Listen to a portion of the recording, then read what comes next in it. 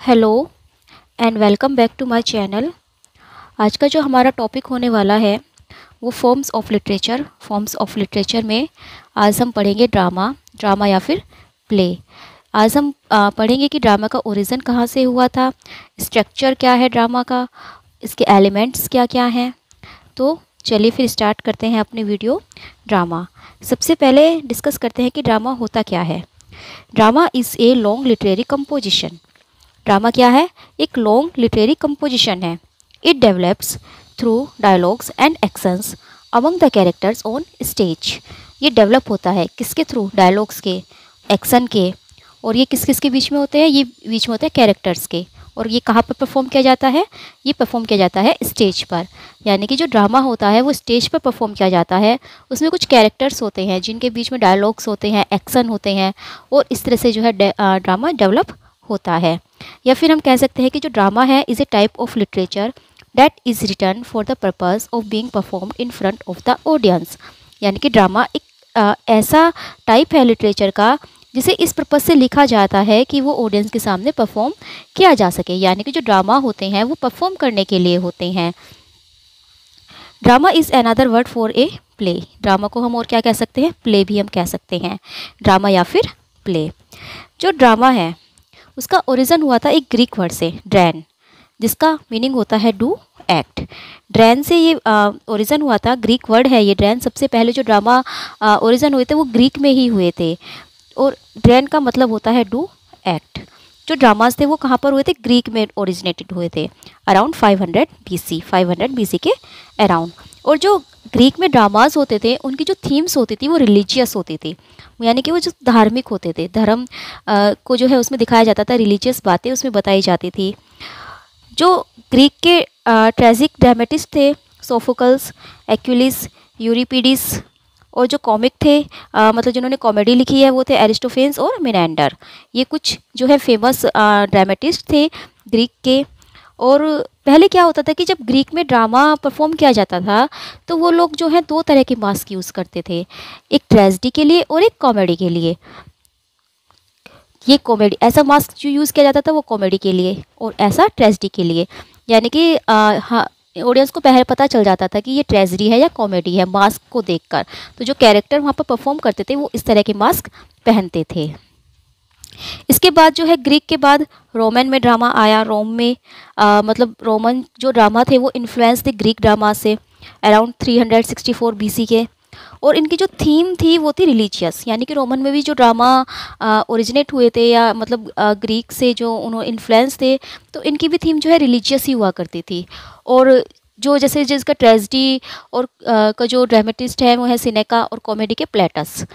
Greek जो थे वो ट्रेजेडी को फेवर करते थे और जो रोमन थे वो कॉमेडी को फेवर करते थे। यानी कि ग्रीक में जो है ट्रेजेडी ज़्यादा दिखाई जाती थी और रोमन में कॉमेडी ज़्यादा दिखाई जाती थी। अब बात करते हैं इंग्लिश ड्रामा की। इंग्लिश ड्रामा जो इन्फ्लुएंस हुए थे वो रोम से हुए थे, रोमन ड्रामा से हुए थे। रोमन ड्रामा इन्फ्लुएंस हुए थे ग्रीक ड्रामा से, और इंग्लिश ड्रामा जो इन्फ्लुएंस हुए थे वो हुए थे रोमन ड्रामा से। इंग्लिश के जो ड्रामास थे वो ग्रो आउट हुए थे लिटर्गी से। लिटर्गी एक रिलीजियस सेरेमनी होती थी ऑफ द चर्च। चर्च में एक रिलीजियस सेरेमनी होती थी और वहाँ पर जो है ड्रामा परफॉर्म किए जाते थे, और इन ड्रामों को कहा जाता था लिटर्गिकल ड्रामा।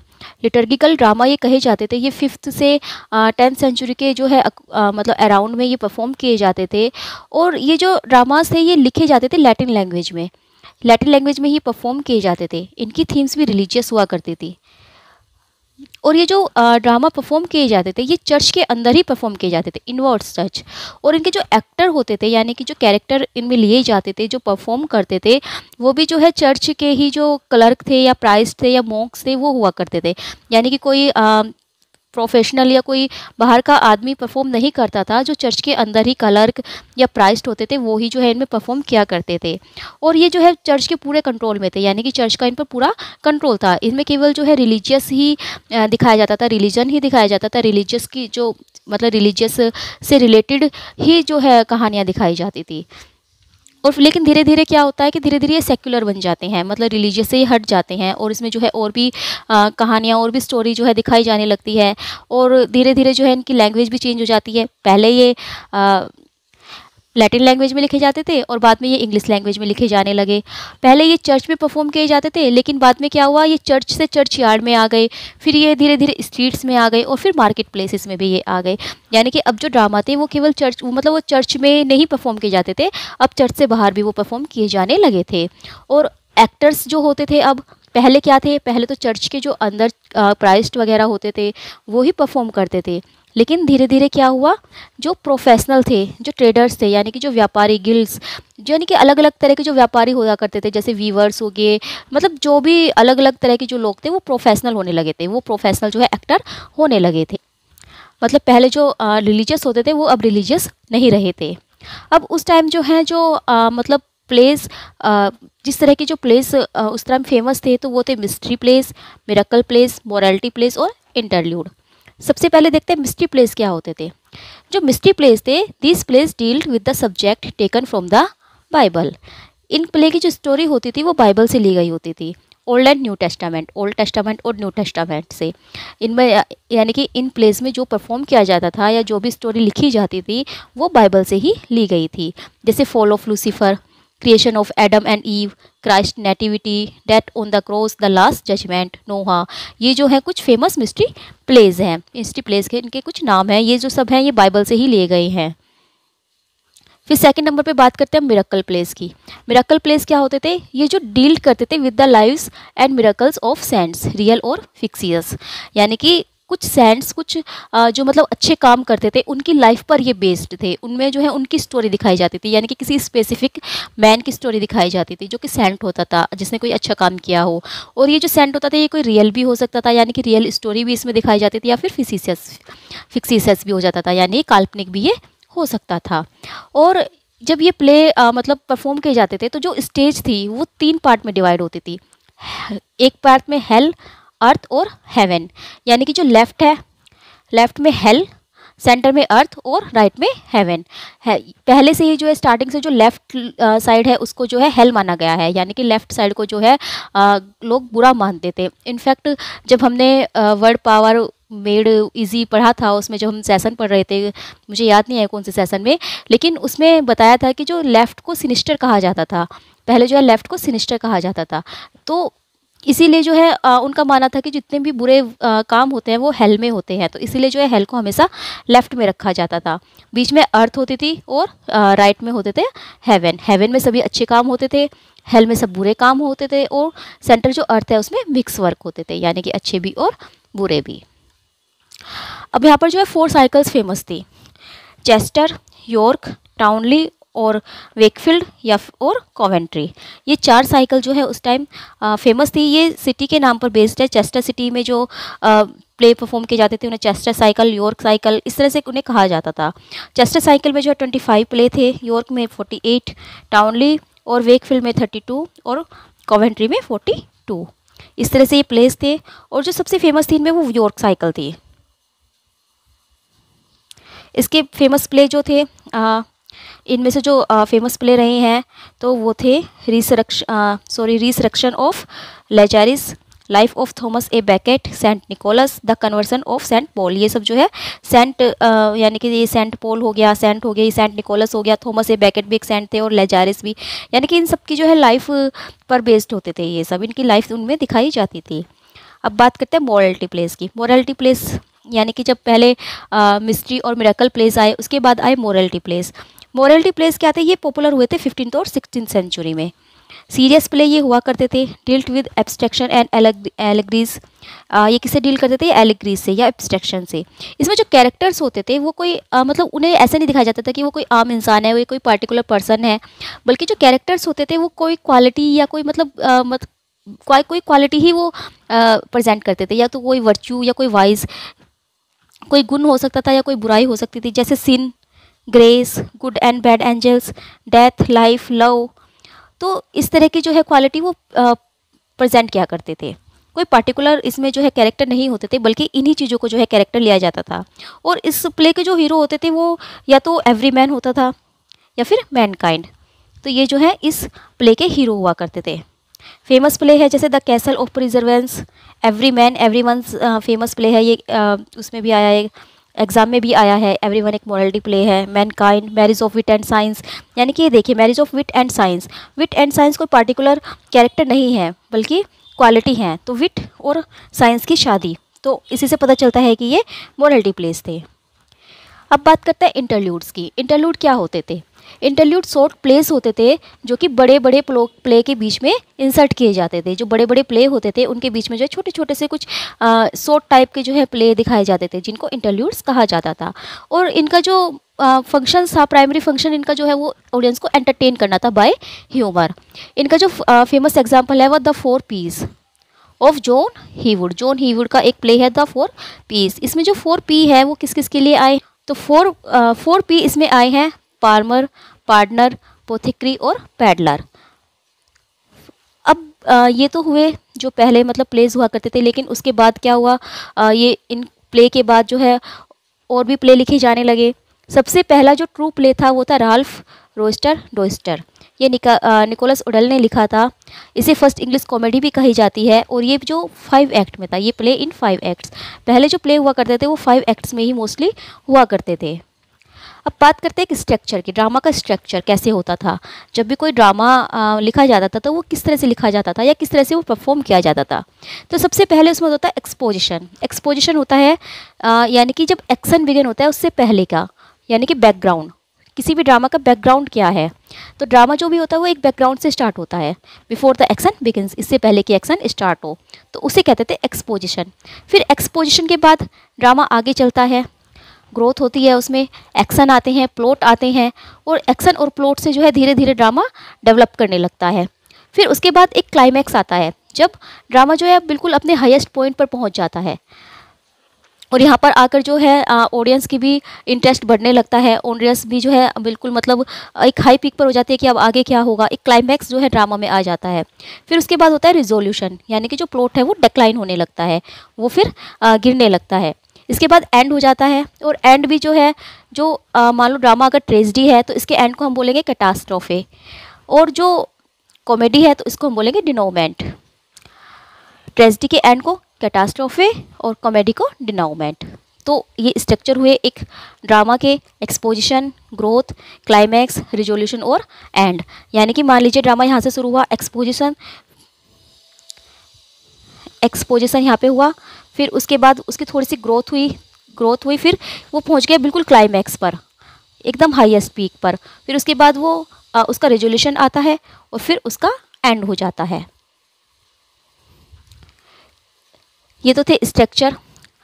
अब ड्रामा में जो है आपको प्रोलॉग और एपिलॉग भी मिलेंगे। ये हर ड्रामा में नहीं होते कि सभी ड्रामा में हो, लेकिन कुछ ड्रामाज में होते हैं। शेक्सपियर के ड्रामाज में भी आपको मिलेंगे एपिलॉग और प्रोलॉग।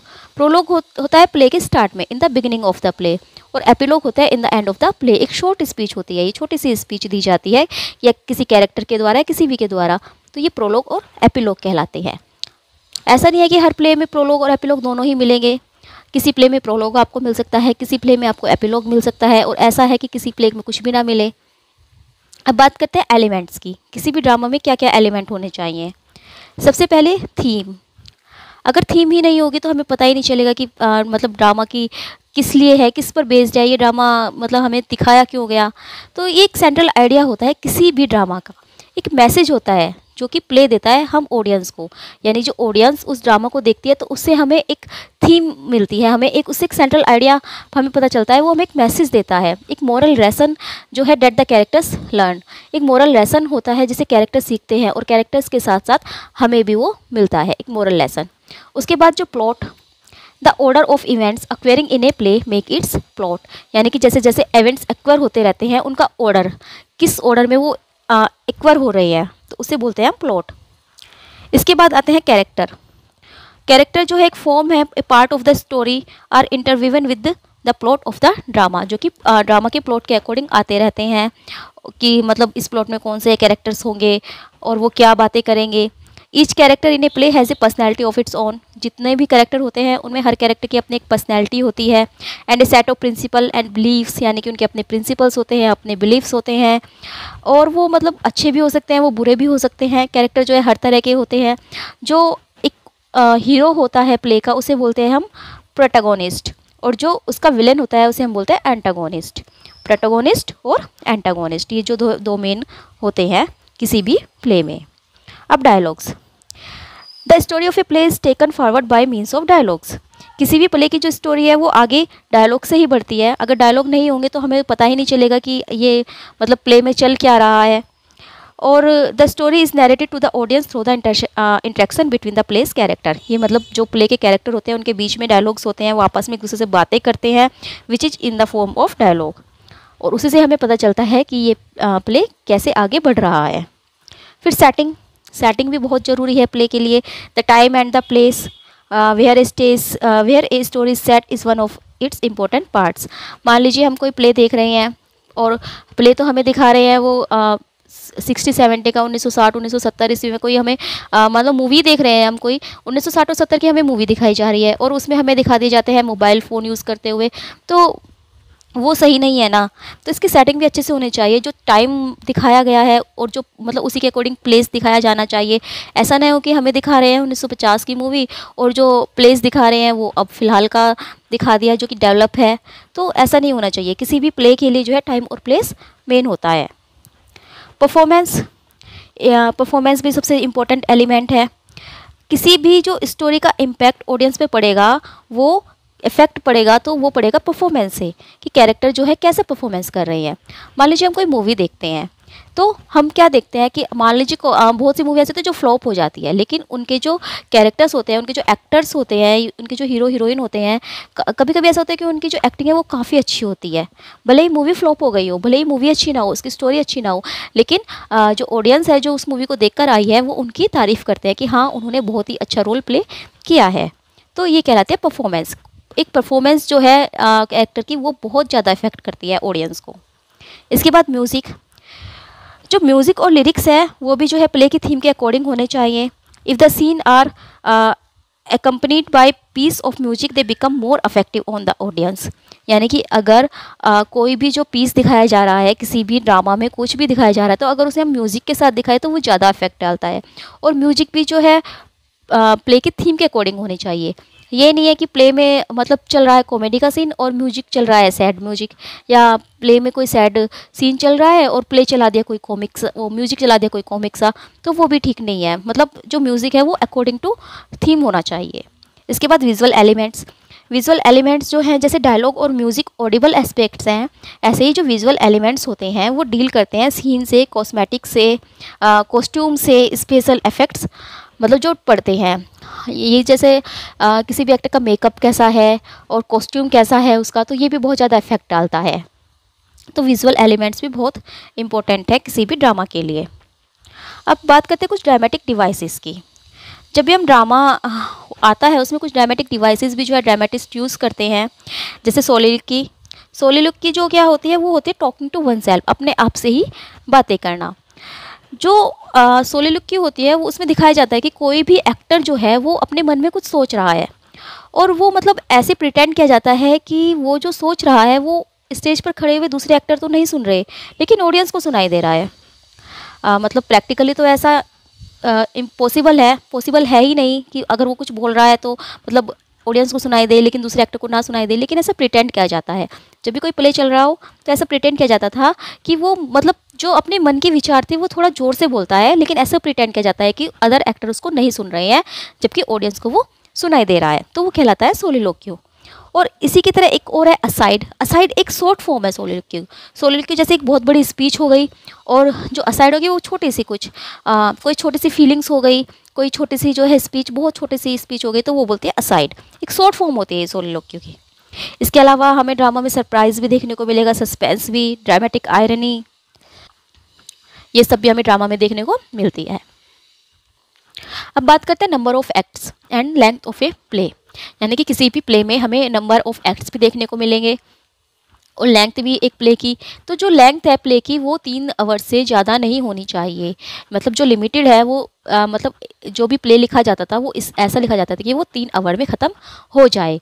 जो एलिजाबेथन और पोस्ट एलिजाबेथन प्ले थे वो थोड़े लंबे हुआ करते थे और वो जो है 5 एक्ट में हुआ करते थे, और 5 एक्ट में भी उनको जो सीन में बांट दिया जाता था। मान लीजिए एक सीन में एक एक्ट में इतने सीन, एक एक्ट में इतने सीन, तो इस तरह उन्हें सीन में डिवाइड कर दिया जाता था। शेक्सपियर के जो है प्ले वो 5 एक्ट में ही है, मोस्टली प्ले जो है उनके शेक्सपियर के 5 एक्ट में है। लेकिन मॉडर्न टाइम में क्या हुआ, जैसे जैसे लाइफ बिजी होती चली गई, लोगों के पास इतना टाइम नहीं होता था, तो प्ले को भी शॉर्ट कर दिया गया और वो 3 एक्ट में कर दिए गए। और उससे भी बाद में जो है फर्दर क्या हुआ, वो 1 एक्ट प्ले ने उनका स्थान ले लिया। अब 5 एक्ट प्ले नहीं होते, अब जो भी प्ले होंगे वो 1 एक्ट प्ले होंगे। जॉन गैल्सवर्दी ने भी जो है 1 एक्ट प्ले लिखे हैं इन मॉडर्न टाइम में। इसके अलावा हमें प्ले में कोरस भी देखने को मिलता है। कोरस जो है वो एक्सप्लेन करता है पास्ट के या फ्यूचर के इवेंट को, और कोरस को हिंदी में कहते हैं समूह गान, यानी कि जो एक साथ इकट्ठे होकर गाना गाते हैं, मतलब कुछ भी बताते हैं वो गाकर बताते हैं, पोइटिकली वो उनको बताते हैं कोई भी इवेंट को, जो कोई पास्ट में हुआ हो या कोई फ्यूचर में होने वाला हो। फिर है पोइटिक प्ले। पोइटिक प्ले जो होते हैं वो नॉट एक्टेड ऑन स्टेज, यानी कि उनको स्टेज पर एक्ट नहीं किया जा सकता, वो केवल पढ़ने के लिए होते हैं। और जो पोइटिक प्ले है वो ज़्यादातर जो है पोइट्स लिखते हैं। जैसे जॉन मिल्टन का एक प्ले है सैमसन एगोनिस्टिस। सैमसन एगोनिस्टिस में जो है आपको कोरस भी देखने को मिलेगा, और उसको जो है परफॉर्म नहीं किया जा सकता, वो सिर्फ पढ़ने के लिए है। उसमें जो है कोरस जो है सारी इवेंट्स को वो अपने अकॉर्डिंग जो है वो बताते हैं, तो उसमें आपको कोरस भी देखने को मिलेगा, तो वो होते हैं पोएटिक प्ले। इनके अलावा भी जो है ड्रामा में बहुत सारे इनके काइंड्स हैं, जैसे ट्रेजेडी, कॉमेडी, मेलोड्रामा और फार्स, मास्क। तो उन सब के बारे में मतलब हम अलग से पढ़ेंगे। तो फिलहाल के लिए इतना ही। Thank you.